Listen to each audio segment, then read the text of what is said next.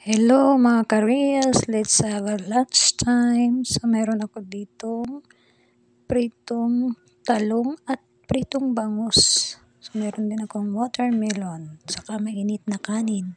Tara na at kain po tayo. So yan po yung pritong talong na nilagyan ko ng toyo at kalamansi. At yan din yung pritong bangus na binabad namin sa toyo at kalamansi na may sukang puti.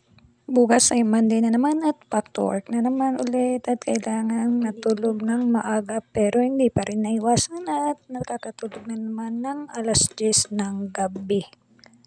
Yung talong na yan ay 2 yung peraso pero konti na lang ang natira dahil may mga uod na yung iba.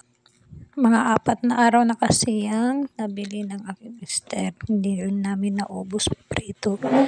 Kaya ngayon ay prinito ko pero konti na lang yung natira dahil nauna na sa akin yung mga worms. Char. Yung 2 talong, isa na lang yung natira dahil may mga uod na yung iba. So ito na lang natira. Ayan.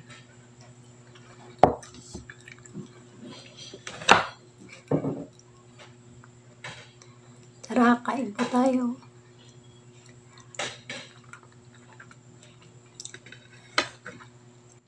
Wala lang, naikwento ko lang naman.